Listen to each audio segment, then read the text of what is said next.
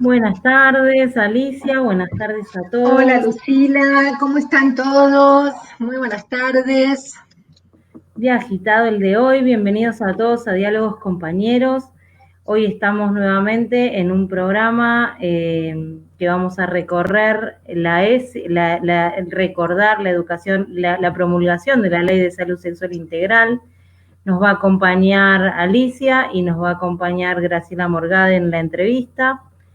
Vamos a estar con Roxana en las noticias como todos los jueves y con Armando en las efemérides recordando el fallecimiento de la muerte de Néstor Kirchner. Bueno, ¿cómo vamos con el programa de hoy, Alicia? Un programa difícil, ¿no? Tercer programa para nosotros, pero bueno, en un día complicado porque sabemos que hace muchos días que nos vienen ocupando todos los temas que tienen que ver con la ocupación de tierras y particularmente toda la situación de represión que estuvimos viviendo hoy. Es una situación, bueno, que nos pone a todos a pensar en qué momento estamos transitando, ¿no? Uno podría decir, bueno, este es un tema educativo, y sí, la verdad que Claro que la sí. situación de quiénes son aquellos que son los dueños de la tierra, cómo se discute la propiedad, cómo se discute lo público, es parte de los temas de educación, ¿no? Así que, Seguramente. bueno, día difícil, pero aquí estamos nuevamente en diálogos, compañeros. ¿Querés Compañero. recordarnos las redes sociales, Lucila? Exactamente eso iba a ser. Nos pueden seguir en el Facebook o en el Twitter de Patria Compañera o en el Instagram Patria Compa. También estamos saliendo por el Facebook de la radio Germán Abdala, que es la radio de ATE Capital. Agradecerles nuevamente a los compañeros por el espacio que nos están brindando. Y bueno, nada, si nos vamos a seguir encontrando a través de las redes. Así. Eh, bueno, contarles un poco que algo les contamos al principio. El programa de hoy va a atravesar y a recordar y a debatir lo que implica para el sistema educativo, para nuestras escuelas, la sanción de la Ley de Educación Sexual Integral, que es Sí. que hoy se están cumpliendo en este mes 14 años de su promulgación, ¿verdad? 14 años de su promulgación. Fíjense que, bueno, no es casual, nosotros estamos en el último, para nuestro programa, este va a ser el último programa de octubre que va a salir, un mes de aquellos, octubre, un mes que se las trae, y entre las tantas cosas que tiene octubre, una de las cosas que tenemos también en este mes justamente es el mes de la educación sexual integral, y lo recordamos por la promulgación de la ley que fue el 23 de octubre del año 2006. Ya pasaron 14 años desde ese entonces. Y bueno, por ahí la idea es plantear algunas cuestiones mínimas como para ponernos todos en órbita sobre qué aportó esta ley de educación sexual integral, que después se van a complementar con lo que conversemos con Graciela Morgade. Pero una primer cosa que a mí me parece interesante para plantear es cómo esta ley, que es una ley que aparece en el año 2006, perdón, va a formar parte de todo otro entramado de leyes que se fueron sancionando entre el año 2003 y entre el año 2007, durante la presidencia de Néstor Kirchner, y que tuvieron que ver con reformar todo ese ambiente neoliberal, toda esa carga neoliberal legislativa que teníamos de la década del 90 y empezar a pensar la educación y muchos otros aspectos de la vida, por supuesto, en una perspectiva de derechos. Junto con la Ley de Educación Sexual Integral se va a aprobar la Ley de Educación Nacional y la Ley de Promoción y Protección de Derechos de Niñas y Niñas, ¿no? Ahí hay todo un entramado, Lucila, sobre derechos, ¿no? Sí, es bien interesante eso porque la ley de educación sexual integral viene como a dar respuesta, a complementar parte de lo que promulga la ley del sistema de protección integral de los derechos del niño, que nos invita a empezar a pensar las niñeces de otra manera, nos cambia el paradigma de esa mirada que tenía el Estado de pensar al niño como objeto, como objeto de tutela, como objeto de cuidado, y nos propone pensarlo como sujeto de derechos. y pensar a un niño como sujeto de derechos, que a veces en este contexto termina siendo casi una cosa vacía, unas palabras vacías, nos pone como en la responsabilidad de pensar al sistema educativo y de pensar a las políticas públicas para que esos niños sean escuchados, para que esos niños puedan enseñar y trabajar desde la capacidad de esos niños de elegir, de decidir, de jugar, de tener una salud, de tener una vivienda digna. Entonces, la Ley de Educación Sexual Integral forma parte de ese gran entramado de leyes que va a intentar complementar el sistema de protección integral de los derechos del niño, que en realidad en nuestro país se promulga por estos años, pero que entra en vigencia a partir de la reforma de la Constitución del 94, cuando la adhiere a la Convención Internacional de los Derechos del Niño. Entonces, partir desde acá, perdón, Alicia, para pensar la ESI, nos propone también salir como pensar desde la niñez para adelante.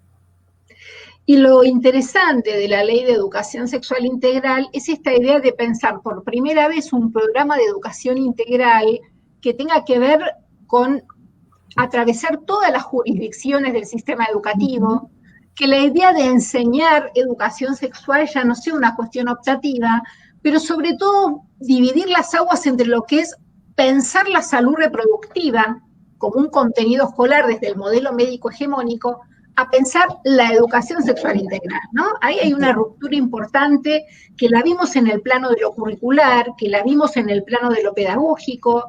La Ley de Educación Sexual Integral pone por primera vez a la escuela en situación de tener que discutir los modos de vida heteronormativos, ¿no? El binarismo de ser varón y de ser mujer, la idea de la sexualidad no solamente como la definición del sexo biológico, también esta idea de la sexualidad como una identidad que se construye. Y esto es algo muy fuerte cuando aparece por primera vez en las escuelas, porque interpela a los educadores y las educadoras, por un lado. Antes la educación sexual era un tema del profesor o profesora de biología, ahora es un tema escolar. Interpela lo curricular, pero también interpela el discurso de la pedagogía, ¿no? Porque en la pedagogía habitaba solamente el intelecto, ¿no? Esta dualidad cartesiana en la que solo habitaba nuestra intelectualidad. Y por primera vez la ESI va a situar un cuerpo dentro de la escuela, ¿no? El cuerpo del estudiante, el cuerpo de la docente, la curiosidad por ese cuerpo, las preguntas por ese cuerpo como un cuerpo biológico, pero también como un cuerpo que se construye, que se subjetiva, que se va trabajando de distintas maneras, pero que sobre todo está en el plano de lo indeterminado, ¿no? Que termina de ser determinado por el sujeto, por sus decisiones, por su voluntad, por su deseo. Eso es fundamental, ¿no? Como aporte de la ley de educación, de los programas de educación sexual integral, tanto para la estructura escolar como también para los jóvenes en la escuela. Y también va a permitir, perdóname Lucila, hablar de algunos otros temas que habían sido invisibilizados en la escuela, que no solamente tenían que ver con la cuestión de la construcción de la identidad sexual, con la idea de la sexualidad como una opción, con la idea de el universo de los gays, el universo de las lesbianas, sino que habilita también a empezar a cuestionar otras estructuras, como las estructuras del patriarcado, las estructuras de las relaciones violentas entre chicos y chicas y de las formas de violencia que puede haber entre ellas, la violencia de no reconocer a otro en su verdadera identidad sexual, las cuestiones que tienen que ver con la prostitución, las cuestiones que tienen que ver con la trata, hacer visible el abuso y las situaciones de abuso de niños y niñas, ¿no? Sí, pensaba eso, digo, trabajar sobre el cuidado del cuerpo. Vos hace un ratito hablabas de pensar las subjetividades y pensar el cuerpo como una construcción, y me parece que la ESI nos invita a abrir ese debate de pensar el cuerpo como como un objeto, como algo de construcción. Exactamente. Sí. Me parece que ahí fue como fundamental la entrada de la ley, Y en materia de esto se generaron desde el Estado muchas políticas públicas que fueron acompañando la sanción de la ley.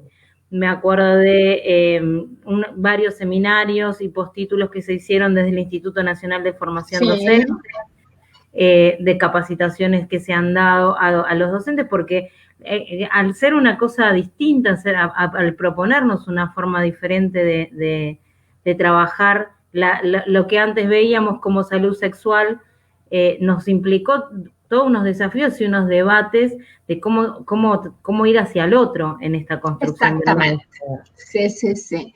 Y además me parece que otra cuestión que va a construir también esta ley es poder sancionar en una ley que seguramente es la mejor que se pudo sancionar en ese momento. Pensemos en el año 2006, probablemente hoy en día en Zoom la vemos de otra manera, pero también permitió recoger un poco las discusiones tanto académicas como militantes de los movimientos feministas, de los movimientos lésbicos, de los movimientos gay, del movimiento queer, que tienen que ver un poco con la producción de conocimiento subalterno desde las miradas feministas, pero también la cuestión del activismo de género y sexualidad, que en ese momento es importante. Y fíjate cómo esos activismos siguen creciendo y ejerciendo fuerza sobre el Estado, porque varios años después se va a aprobar la Ley de Protección Integral para prevenir y erradicar la violencia contra las mujeres, la Ley de Matrimonio Igualitario, la Ley de Identidad de Género.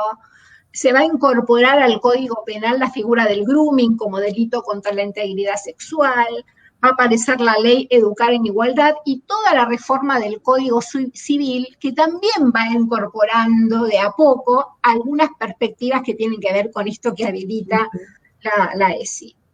Y también es importante decir, porque uno dice, bueno, pasaron 14 años, celebramos, por supuesto que celebramos, pero también es importante decir que esto no estuvo exento de tensiones, que hubo una oposición muy férrea de algunos sectores, sobre todo de ciertos sectores confesionales, de ciertas iglesias, que se opusieron y que se siguen oponiendo aún hoy en día a la educación sexual integral.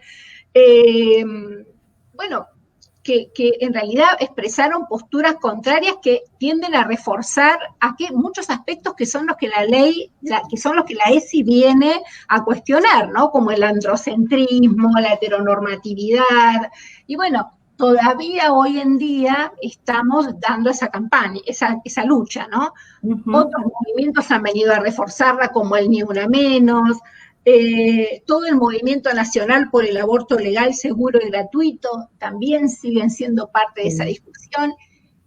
Pero más allá de, es algo que hablaremos con Graciela, pero más allá de lo que podemos decir que está bien o mal de esta ley, que cambiaríamos o no de esta ley, lo cierto es que esta ley abrió una brecha. Por esa brecha se colaron un montón de prácticas nuevas en las escuelas, así como siguen conviviendo con otras residuales de otros momentos de la educación sexual.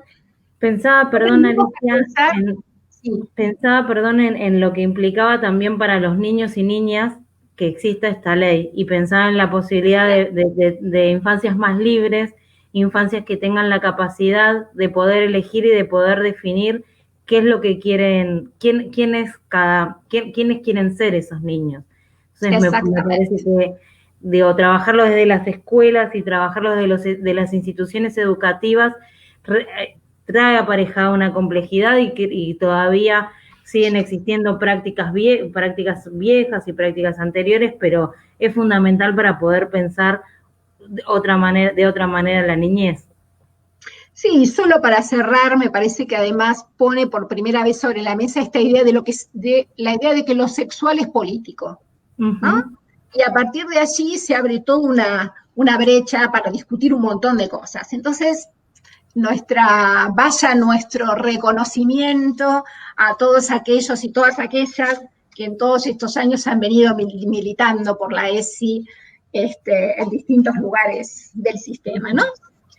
Bien, bueno, estamos así como siempre corriendo con los tiempos, así que viene nuestro bloque de noticias en este momento, que nos parece como muy importante darle la bienvenida a Roxana, que nos va a traer algunas las noticias que vienen, por supuesto, vienen referidas a este tema, Hola compañeras, ¿cómo les va? Hola compañera, ¿Cómo ¿cómo estás? Bien, todo bien.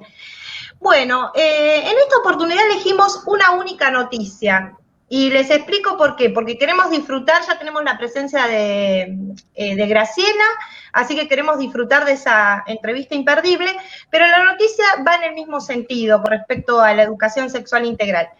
El Ministerio de Educación de la Nación presentó el Observatorio Federal de Educación Sexual Integral, en el marco justamente de las actividades por la conmemoración de los 14 años de la ley. Así que bueno, celebramos también esta noticia porque se va a generar un espacio que va a articular acciones que tienen que ver con la investigación, el monitoreo y la evaluación de lo que es la aplicación de la educación sexual integral. Trota manifestó que la ESI es una herramienta central para reconfigurar nuestra sociedad y construirla de manera más igualitaria, libre de violencias y dejando atrás la discriminación. Así que bueno, celebramos esta noticia y en este sentido también tenemos el testimonio de dos compañeras de la provincia de Misiones para seguir haciendo cada vez más federal nuestro programa, que son militantes del colectivo Feminismo Consciente y dan cuenta de su experiencia con respecto a la ESI. Las vemos. Buen día, soy Dani Marina, soy profesora en biología, trabajo en 4 escuelas secundarias del Departamento Libertador General San Martín, también de un instituto superior en Estolo del Valle. Actualmente, con estas circunstancias de la pandemia, estamos atravesando muchas cuestiones, muchas maneras nuevas de trabajar, contemplar muchos criterios que por ahí antes no teníamos en cuenta. La ESI la venimos implementando desde que nos formamos como docentes, ¿sí? Nuestro primer encuentro con la ESI fue en la facultad, de manera bastante profunda, integral, como tiene que ser, y tratamos de mejorar, enriquecer nuestras clases también con nuestros estudiantes. El sistema patriarcal está presente en todos lados, los problemas centrales son el poder, la violencia, la desigualdad, la complicidad entre hombres, el apoyo que tienen de la iglesia y también de mujeres que apoyan a este sistema. La situación de las mujeres y de los colectivos LGTB es terrible, estamos en constante discriminación, aunque haya un marco legal que nos proteja. La aplicación de la ESI es muy lenta, ¿sí?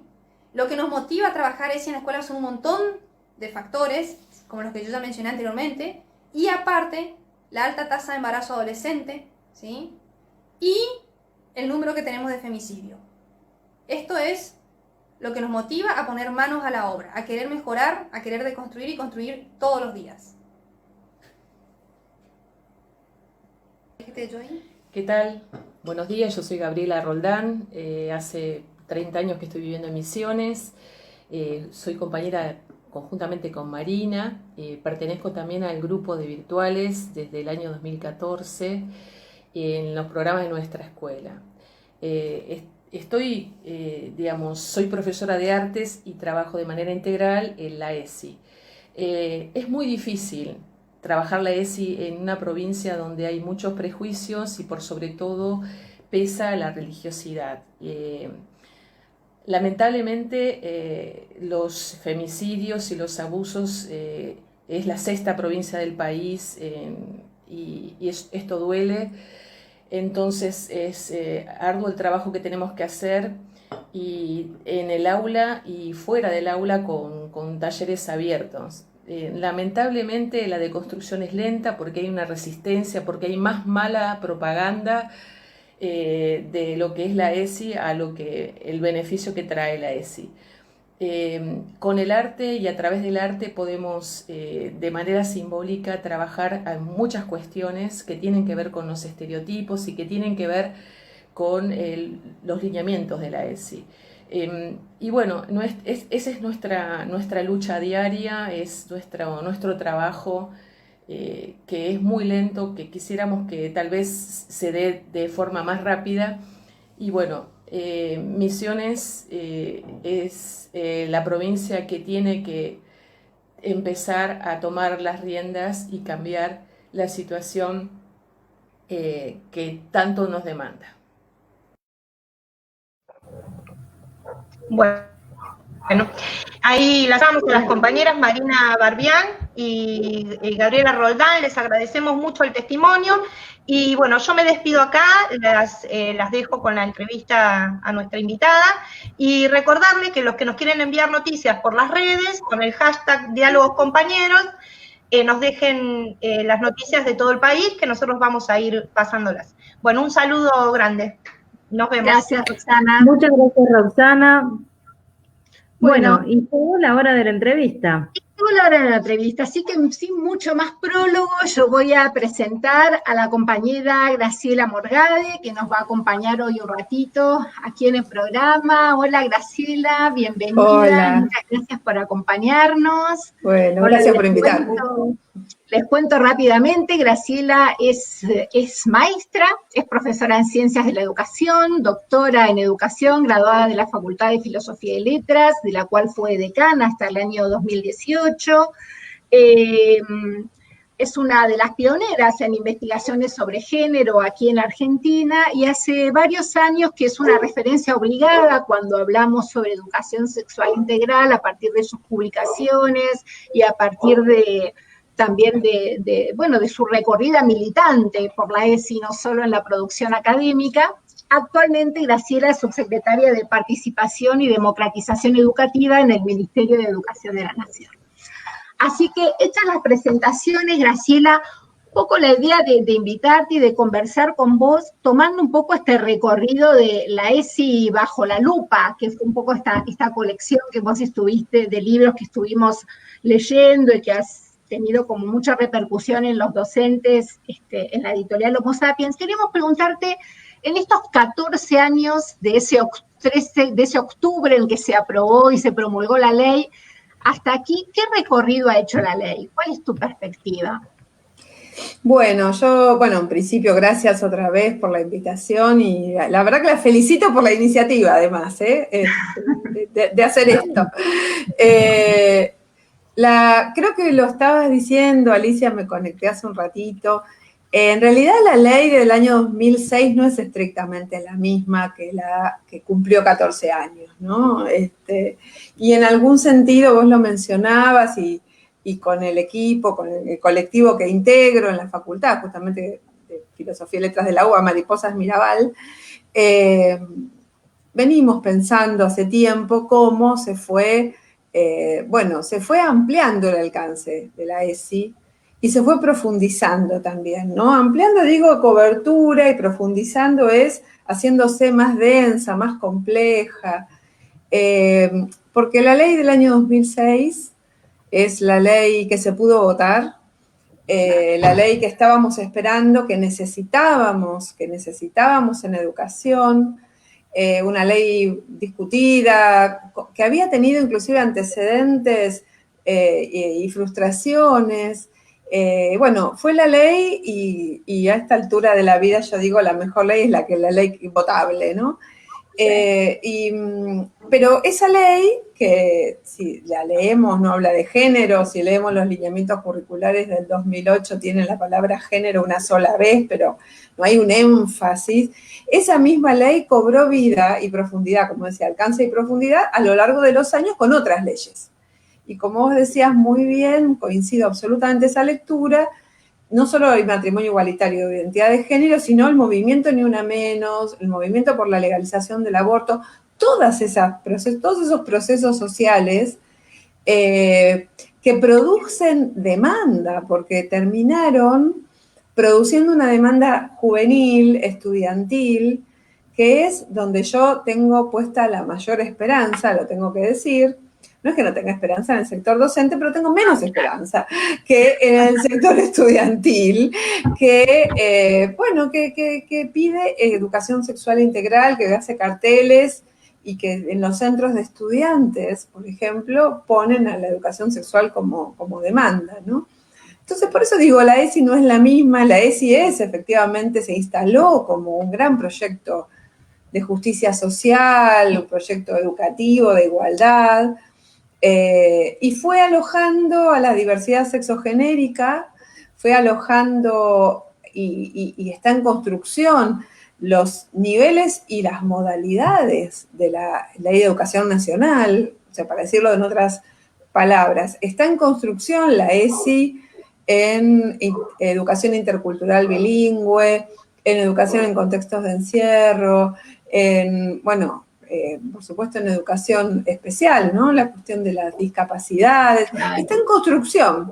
Y también y hay nuevos temas que aparecen una y otra vez y que nos desafían y que forman agenda, como por ejemplo el lenguaje inclusivo o los usos inclusivos del lenguaje, que hicieron estallar en los últimos 2 años las clases, y no solo las de lengua, Sí. u otros temas que son temas que están ahí, que están entrando, como la gordofobia, o sea, la crítica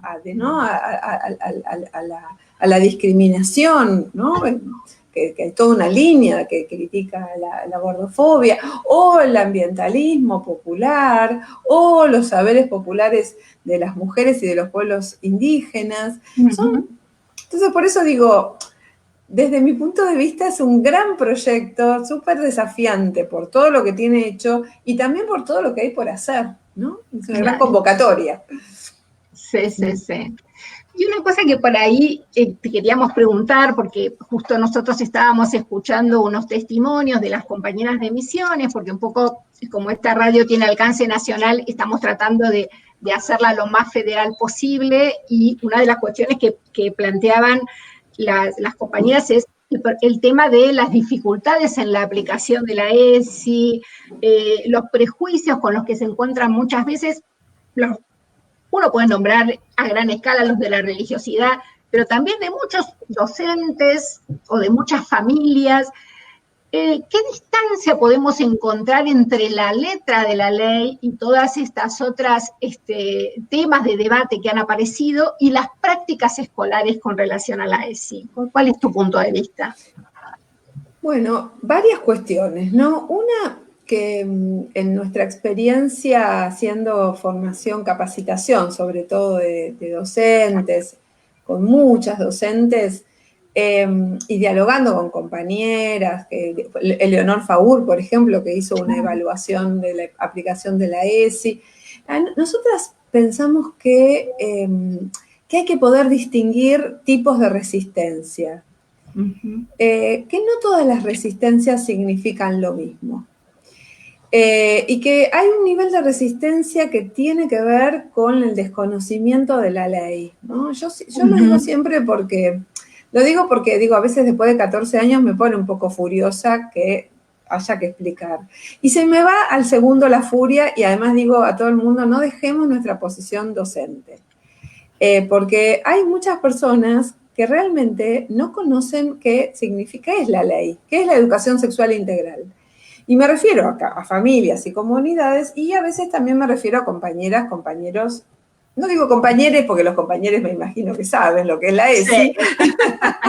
Pero sí compañeras y compañeros, y que, porque bueno, poder hablar de qué es la ESI, que es una lucha contra el machismo, ¿no? Y es una lucha por los derechos de las personas a tener proyectos de vida más cercanos a sus deseos, y por el respeto mutuo, el respeto entre las personas y el respeto hacia nosotras mismas, hacia nosotros mismos, porque cuando una persona se trata a sí misma también, ¿no? Como sujeto de derecho y sujeto de deseo, también trata a las demás. O sea, poder parar la pelota y decir, ¿pero qué pensás que es la ESI? Porque esa resistencia se completa, en general, mal. Se completa, por ejemplo, con el tabú, o se completa con la mirada interesada de algunos grupos que militan contra la ESI, ¿no? Como vos decías también. Claro. Pero no todas las resistencias son las militantes. Algunas son el tabú, porque pensemos, muchas de esas personas no tuvieron ESI. Y como no tuvieron ESI, entonces tienen tal vez una mirada estereotipada sobre la sexualidad, plagada de tabúes, o bien, y es otra situación que también detectamos, menos frecuente y más compleja, que es que pasan situaciones de violencia de género. O sea, son personas que están atravesando situaciones y que no pueden salir de ahí. Porque la ESI, además, no debería ser solamente una política educativa y curricular, de hecho, es una política pública de articulación intersectorial, ¿no? Entonces digo, ahí hay otras formas de trabajar las resistencias, y después, por supuesto, están las resistencias políticas, organizadas, de personas que ya están en partidos políticos. El año pasado hubo un candidato a presidente, Gómez Centurión, la candidata a vicepresidenta, que militan en contra de la ley de educación sexual integral, de la ley de matrimonio igualitario, de la ley de identidad de género, y esas personas, por supuesto, lo primero que hay que decirles es, mira, esto es una ley. Y después, por supuesto, tenemos que tratar de que no ganen nunca, la mayoría, y no lo van a hacer, porque quieren derogarlas. Claro. El problema no es que sean militantes de la política, porque no nos vamos a espantar, ¿no es cierto? Pero el problema es que se esconden detrás de las familias. Entonces aparece, se acordarán, en el año 2018, en La Plata fue, creo, un papá, que supuestamente era un papá, interpelando a una docente, y resulta que no era un papá así, era un señor militante de una agrupación que tienen financiamiento internacional, que tienen un proyecto, y bueno, si tenés ese proyecto, explicitalo, no te hagas el papá, que además ni siquiera creo era padre de esa escuela, además. Bueno, entonces, hay resistencias, las hay. No son todas iguales, efectivamente. Hay que hacer mucha docencia, mucha capacitación. Y después creo otra cuestión, que si tengo un minuto me gustaría decirla, que lo vengo, todo este año lo estuve pensando mucho, ¿viste? Cada vez una va pensando cosas, ¿no? Tal cual. Y tiene que ver con el enorme desafío de que la ESI no nos aleje del pueblo católico. Claro. La ESI no debe alejarnos del pueblo católico. Lo que tenemos que encontrar es una manera de enseñar desde la perspectiva de género y desde la perspectiva de derechos, entendiendo cuáles son los ámbitos en donde corresponde la educación religiosa y en qué momento, ¿no? De qué ámbito de la vida, porque existe el derecho a tener una religión en nuestro país. Sí. Pero, y el ámbito escolar, todo el ámbito escolar, confesional, privado, público, confesional, laico, toda la escuela, no puede omitir los contenidos de la ESI desde la perspectiva de género y derechos humanos. No puede, porque es un derecho de los niños, de las niñas y de las niñas. Claro. Y una comunidad puede decir que para su comunidad, por ejemplo, es preferible la familia formada por un varón y una mujer, heterosexuales ambos, y una genitalidad dirigida a tener la prole. Lo puede decir como preferencia. Lo que no puede es ocultar que hay otras formas. Y menos estudiarlas como si fueran cuestiones inmorales o enfermedades o ilegales. Claro. Y ese es el gran desafío que tenemos. Y creo que hay que seguir y profundizar. Y cada vez que hago una charla, alguien viene y levanta la mano. El sábado pasado me pasó una compañera que decía, bueno, yo quiero decir una cosa. Una compañera de género del Comahue, que hemos escrito, inclusive escribió en un artículo, en un libro que compilé. Dice, yo soy evangélica, les quiero contar. Y creo que hay muchas formas de las iglesias evangélicas que están distorsionadas. Y la compañera, militante de género y educación y de la ESI, se autoidentifica como evangélica y además dice, hay muchas malas lecturas del evangelio. Y bueno, yo digo, desde mi punto de vista, o para mí, es bien interesante poder parar la pelota, porque si nos enfrentan con el pueblo católico sonamos, porque, porque finalmente, con el pueblo católico o con cualquier religión que respete una premisa, que es que los derechos humanos son un marco civilizatorio nuestro de la Argentina. Es eso.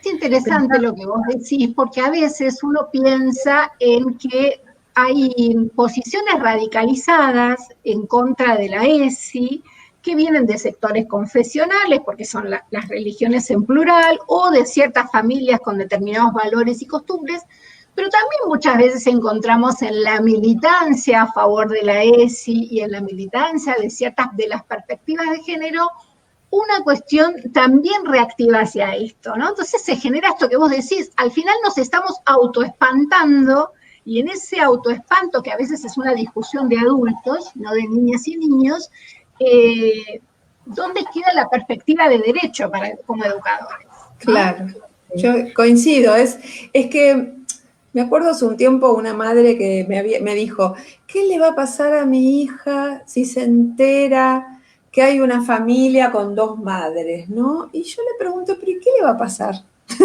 ¿Qué supone usted que le va a pasar? Claro.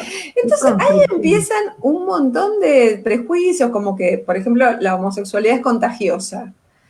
Y las personas pudiendo hablar de los temores o inclusive también conectándose con personas que conocen, es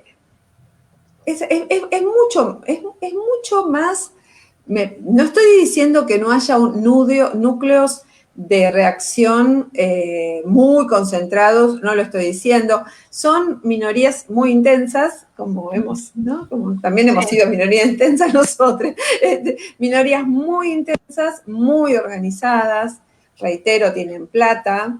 Siempre digo, vean el documental Género bajo ataque que está en internet, ahí muestra el movimiento Con mis hijos no te metas, el movimiento contra la ideología de género, pero ese es un grupo muy minoritario, muy minoritario.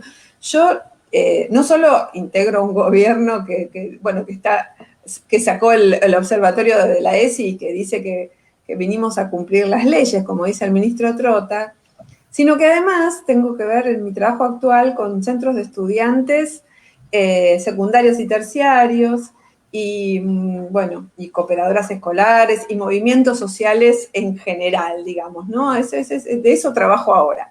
Sí. Y el derecho a la educación. La presencia, la demanda por educación sexual integral en todas esas comunidades es enorme. Entonces, ahí, en ese punto, digo, hemos avanzado tanto, hemos construido tanto consenso alrededor de que la educación sexual integral es un proyecto de justicia social, es un proyecto de igualdad. Nada malo puede pasar con la ESI, nada. Nada, no puede pasar nada malo, ¿no? Entonces, todo lo demás son prejuicios, son intereses o, directamente sectores muy antidemocráticos. En relación a eso, perdón, Alicia, te iba a preguntar, porque a mí me toca trabajar en la formación docente en lo cotidiano y lo que siempre se observa son muchas resistencias o muchos discursos políticamente correctos. Y me ha tocado ser parte de los cuerpos que formaron a esos docentes en ESI y en políticas de derecho. Entonces ahora me parece que viene, cómo enfrentar estas resistencias que vos mencionabas hace un rato en materia de generar nuevas políticas públicas, en generar la reformulación de la ley, cómo están pensando un poco para adelante esto. Bueno, definitivamente los 4 años del gobierno macrista hubo un desfinanciamiento de la ESI. Y por supuesto, no es lo mismo tener un gobierno que desfinancia o que en todo caso, porque lo que pasó fue parte de lo que hizo con todas las políticas educativas, como supuestamente creían el federalismo y la descentralización, dejaba que las provincias pidieran. Las provincias usaban los fondos para otras cosas y no pedían, ¿no? Ahora hay un ministerio, no solamente que crea una dirección de derechos humanos, género y educación sexual integral, sino que además larga el Observatorio Federal de la Educación Sexual Integral, concursos. Todo eso es una legitimación política que, por supuesto, en los capilares del sistema seguramente deben estar pasando cosas muy diversas, pero a lo que me refiero es la validación desde la política del Estado, ¿no? Y yo creo que eso es central. Creo en el papel central del Estado. Lo que pasa que también creo, y eso también son los años, que las políticas de ampliación de derechos también necesitan seguir agitadas por los movimientos sociales. O sea, realmente, cuando digo la juventud, ¿no? Que tengo esperanza en la gente, en los secundarios, por ejemplo, también tengo esperanza en los colectivos de docentes que durante el macrismo, de manera autogestiva, se formaron redes, colectivos, materiales, militancia, ¿no? Militancia en el sentido, porque a veces digo militancia, digo, no estoy hablando de una militancia partidaria, también vos militás los derechos, militás la ESI, es un proyecto, ¿no? Más las universidades, que tomamos mucho del vacío, ¿no? El vacío lo ocupamos, más los sindicatos, los sindicatos, las grandes confederaciones que crearon y sostienen dispositivos, bueno, digamos, secretarías o actividades de género. Bueno, todo eso forma parte de lo que digo es el sustrato político, militante, lo que podríamos llamar la sociedad civil, ¿no? Apoyando, acompañando la ESI. Y a mí me da la impresión de que las dos cosas son necesarias, Lucila, las dos cosas. Un Estado, un gobierno del Estado, invirtiendo, llevando adelante proyectos con claridad, pero todos, todas, quienes estamos en distintos lugares, como parte de ese mismo proyecto que se va amalgamando y va creciendo, y bueno, cuanto más podamos hacer, también más sustentabilidad va a tener, ¿no? O sea, cuanto menos hagamos, más débil va a ser. Cuanto más hagamos, como estas charlas, y todo lo que podamos hacer, creo que eso es lo que le va a dar más sustentabilidad, ¿no? Sí, seguramente. Bueno, Graciela, no te quitamos más tiempo, te agradecemos muchísimo, vemos que hay un montón de comentarios y seguramente este programa después se sigue escuchando, así que tendremos algunos otros, pero bueno, te agradecemos mucho, mucho que nos hayas acompañado y bueno, que nos hayas sembrado ahí como alguna esperanza de lucha todavía por la ESI. Así que muchas gracias. Bueno, gracias a ustedes y éxitos con este emprendimiento. Chau. Muchísimas gracias. Chau a todo el mundo. Chau, chau, chau. Bueno, muy interesante. Bueno, compañera, definiciones muy interesantes, ¿no? Sí, la verdad que sí, me parece que esto de las resistencias que ella marcaba y de la apuesta a seguir profundizando las políticas de ampliación de derechos son fundamentales para seguir pensando la escuela, en definitiva, que es lo que va forjando la ciudadanía de mañana y también trabajando sobre nuestras propias prácticas sociales, sobre nuestra manera de habitar este país. Sí, y me parece que hay algo interesante que pone Graciela ahí, que es rescatar las leyes de la letra muerta, ¿no? Porque uno puede leer todas las leyes que quiera, pero cómo esto encarna en prácticas. Es bien interesante, yo coincido con ella en que creo que los pibes y las pibas nos van a traccionar mucho más en esto, y esta idea de la ESI como un proyecto militar, ¿no? Me parece que ahí tenemos una idea muy clara. Muy clara, muy clara. La verdad que un placer fue esta conversación. Bien. Y ahora, ¿a quién vamos a recibir? Porque ha llegado nuestro momento de efemérides. Exactamente. Así que lo vamos a recibir a Armando Balbuena, a ver qué tiene para contarnos en este mes. Bienvenido, Armando. Les cuento que estoy con un internet que me viene y me va, entonces los escucho muy entrecortados. Pero es un problema de mi casa. Tranquila, hasta acá te escuchamos bien. Hola, buenas tardes compañeras, ¿cómo están? Lucila. ¿Cómo estás, Armando? Bueno, excelente entrevista con Graciela. Bueno, y excelente en general la producción del programa. Vieron qué buenos los comentarios, ¿verdad? Sí, los comentarios de esta entrevista. Bueno. Excelente. Bueno, hoy como efemérides. ¿Qué nos trae para hoy? Bueno, como corresponde, digamos, y dada la semana esta que nos tocó vivir, y este mes, por supuesto, bastante movido, muy movido, por suerte, en algunos aspectos. La efeméride de esta semana es la del 27 de octubre, martes pasado, que se cumplieron 10 años del fallecimiento del expresidente Néstor Kirchner, ¿sí?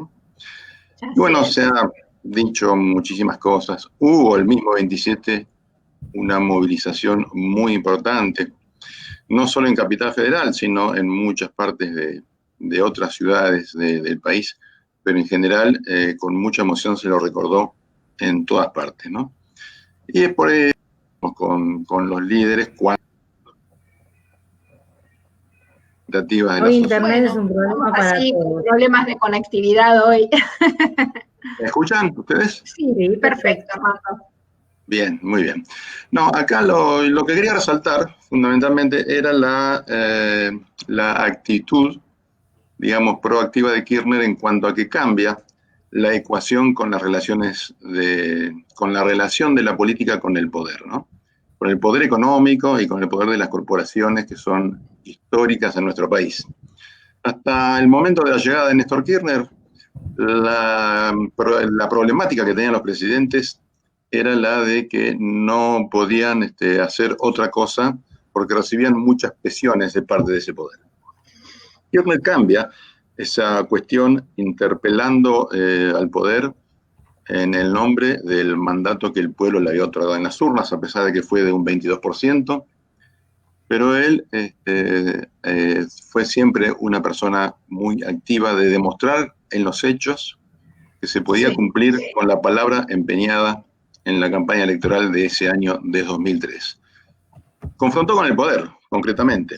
Es lo que hicieron históricamente, bueno, nuestros héroes nacionales, a veces muy poco rescatados. Estoy hablando de los históricos como Castelli, como San Martín, Belgrano, Dorrego, Perón y Evita, por supuesto, y Néstor y Cristina, que no quedaron atados a la voluntad de los poderosos, sino que hicieron todo lo posible para satisfacer las necesidades del pueblo.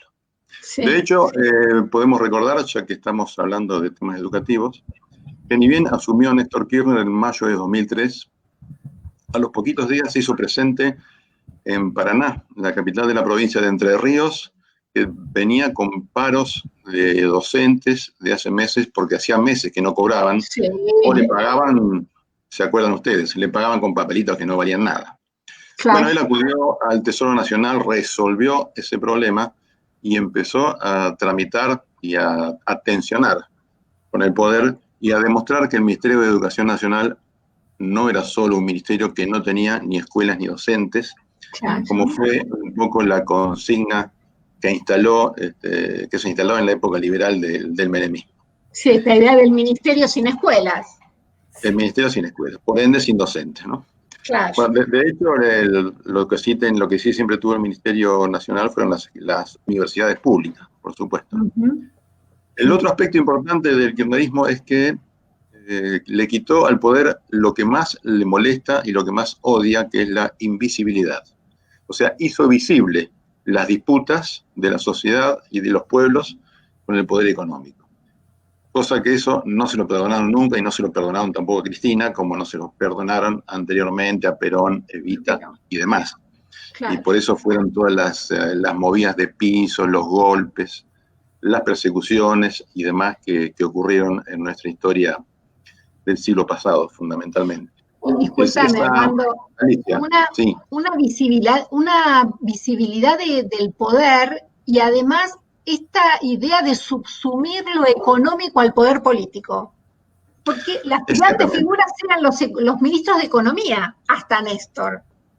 Exactamente. Bueno, de hecho, el gran ministro de Economía de Duhalde, el gobernador el presidente anterior, que además nadie votó, lo votó el Senado, eligió el Senado, en una situación que ustedes recordarán de mucha emergencia en diciembre de 2001, pero la Baña era la figura, digamos, estelar de la política en ese momento. Además fue, digamos, él y su ministro anterior, cuyo nombre no recuerdo ahora, fueron los responsables de la especificación de las deudas. Remes Lénico. Especificación de las deudas que además recuerden que directamente impactó en el poder adquisitivo de la gente. ¿Sí? Sí. O sea, los poderosos, sobre todo los productores agropecuarios, resolvieron sus deudas, pero la gente perdió muchísimo poder adquisitivo y la inflación continuó su camino. El otro aspecto interesante es que asume Néstor el 25 de mayo de 2003 con un parlamento que fue el mismo hasta el 10 de diciembre de 2003, donde cambia el parlamento. O sea, las elecciones fueron el 25 de mayo, pero fueron solo presidenciales. las elecciones del Parlamento cambió recién, o sea, lo que cambió fue el presidente. Fueron elecciones de legisladores también, pero solo cambió el presidente el 25 de mayo y las cámaras recién cambiaron en diciembre de ese año. Pero recuerdan ustedes que hasta ese momento el Parlamento había cajoneado la derogación de las leyes de punto final y obediencia debida. Sí. Bueno, Néstor, ejerciendo un liderazgo absoluto con ese mismo Parlamento, derogó esas leyes de impunidad con mayoría absoluta en las cámaras.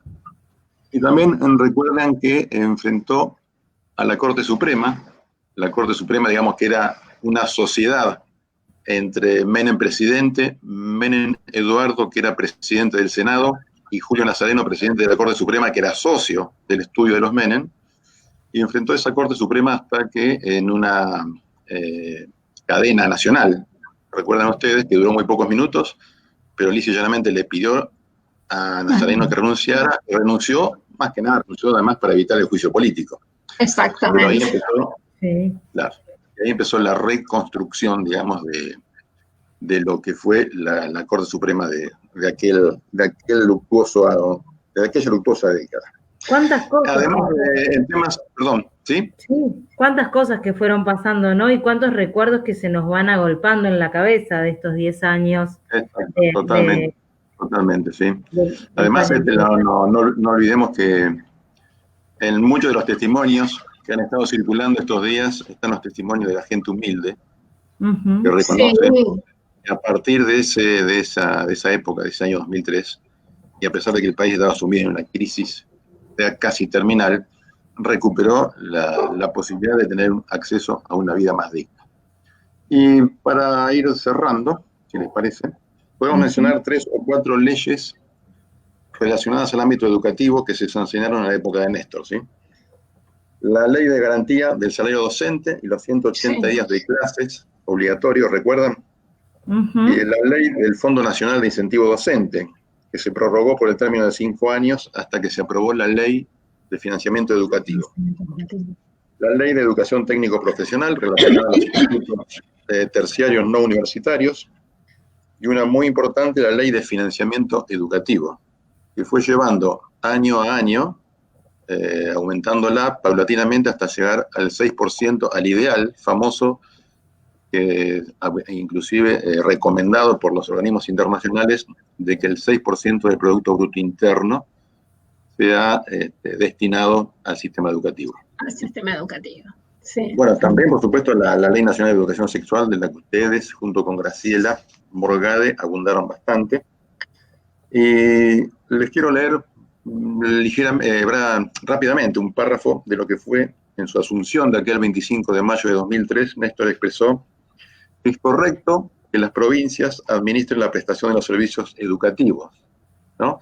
Pero es el Estado Nacional el que debe recuperar su rol en materia de planificación, contenidos, formación docente y evaluación. Y termina diciendo que garantizar la igualdad educativa de norte a sur es aportar a la formación de una verdadera conciencia con identidad nacional. ¿Qué tal? ¿Qué tal? Sí, parece que fue hace un siglo, pero no, pasaron solamente 17 años y realmente lo extrañamos mucho.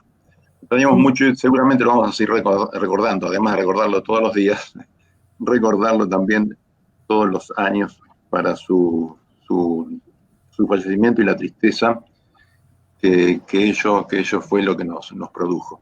Pero no obstante, también hizo todo lo posible, y por suerte, para que su sucesora fuese Cristina. Cristina, que fue reelecta. Recuerden que Cristina en la primera candidatura a presidencia fue electa con el 44% de los votos y fue reelecta en el 2011, a un año después de la muerte de Néstor, con el 54%. No solo con el 54%, sino con el 30% de diferencia con el segundo candidato. Con el segundo candidato. Sí, bueno, sí. La verdad una cosa, para agregarte, nada más chiquitita, pero que yo pensaba en estos días es cómo, qué actitud tomar frente al recuerdo y a la memoria de Néstor. Porque uno podría ponerlo a Néstor en el bronce, ¿no?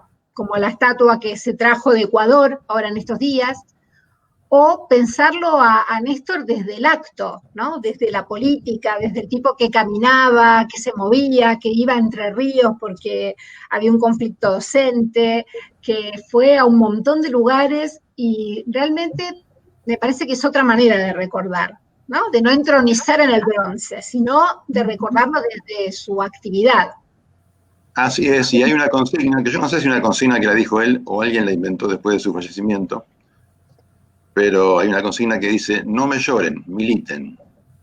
Sí, en eso pensaba, mientras los escuchaba hablar, quizás yo soy parte de esa generación que descubrió, digo, ya soy un poquito más grande que esa generación, pero digo, soy parte de la generación que se acerca a la política a partir de la figura de Néstor, con un compromiso y una convicción que nos interpeló a dejarlo todo en la cancha. Y Totalmente. entonces, digo, y nos fue realmente transformando la vida y las posibilidades de soñar con la construcción de un país diferente al que veníamos conociendo desde nuestra infancia y de todo nuestro recorrido quizás por los espacios formativos, por los espacios de participación. Y en función de eso, digo, creo que el fallecimiento de Néstor nos fue encontrando a cada uno de nosotros en distintos lugares y nos obligó a hacernos la pregunta de qué nos dejaba todo eso y cuál era el colador que pasábamos para seguir adelante, qué nos pasaba y cómo era el desafío de seguir adelante. Y sin duda a quienes que tenemos entre 30 y 40 nos interpeló a pensar de otra manera las posibilidades de construir un país diferente. Y en base Totalmente. a eso, como no solo no nos conformamos con tener una mirada nacional, nos vamos a querer tener una mirada latinoamericana y nos acerca, a partir de esto de recordar a Néstor y de recordar el fallecimiento, una compañera que es comunicadora también se acercó para darnos su testimonio de lo que había implicado el kirchnerismo, de lo que había sido el kirchnerismo y haberlo despedido, tener la posibilidad de despedir a Néstor. Justo Aura, que es quien nos va a hablar, que actualmente vive en Bogotá y seguramente nos está escuchando, había venido a La Plata a hacer unas actividades académicas y la encuentra acá y con la posibilidad de irlo a despedir. Y bueno, y esto nos va a contar acerca de lo que implicó para ella la posibilidad de despedir un líder. Excelente. El video, ahí vamos. Argentina me ha enseñado a salir a las calles, a luchar por la dignidad de mi pueblo. Así lo hice cuando salí a marchar por los acuerdos de paz en octubre del 2016 acá en Colombia y también el pasado 21 de noviembre del 2019 en un gran paro nacional. Anhelo de verdad contar algún día con un presidente colombiano que me inspire y merezca que le entregue mi último adiós, así como lo hice con su presidente Kirchner. ¡Qué maravilla! Increíble, increíble. El video de Aura era más largo, pero por los tiempos que fuimos teniendo decidimos pasar este pedacito que nos parecía como el más emotivo, pero sí contarles que Aura, como tantos otros compañeros y compañeras, pasamos 3 días haciendo cola en la Casa Rosada para poder despedir el cuerpo. Y bajo la lluvia. Bajo la lluvia. Y creo que no hay nadie que no hayamos estado ahí que nos olvidemos de esos días. Yo creo que hay 2 grandes días que nunca nos vamos a olvidar. El día que fuimos a despedir a Néstor y el día que la despedimos a Cristina, aquel 10 de diciembre en la plaza. Son 2 puntos que marcan lo que significó Néstor y lo que sigue significando Cristina todavía para la militancia nacional y popular. Exactamente. Y antes que nos saquen del aire, les queremos contar una cosa, que en el programa pasado nosotros habíamos sacado a un referente estudiantil, Emiliano González Vera, que es presidente de la Federación de Estudiantes Terciarios de Catamarca, que nos contaba acerca de un decreto provincial que determinaba el traspaso de los CIES de esa provincia a la órbita del Ministerio de Ciencia, Tecnología e Innovación. Y ayer nos informó Emilio que gracias a la lucha de la comunidad y de todos los profesorados de educación terciaria, el gobernador Jalil se retractó y va a mantener a los institutos y a los CIES en la órbita de educación. Digo, bueno, como excelente la parroquial. Sí, no, una excelente noticia. No vamos a pensar que fue porque estuvo con nosotros, pero los compañeros de Catamarca llevan una lucha muy, muy profunda hace muchos años por esta situación de cierre de carreras y de traspaso de sus institutos. Bueno, queremos agradecerles mucho también a todos los comentarios que hemos tenido en este programa.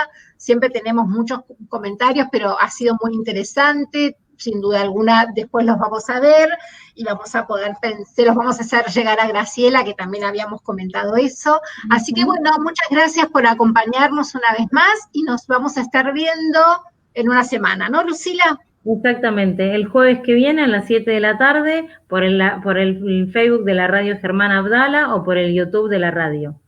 Muchas gracias por estar con nosotros hoy. Adiós.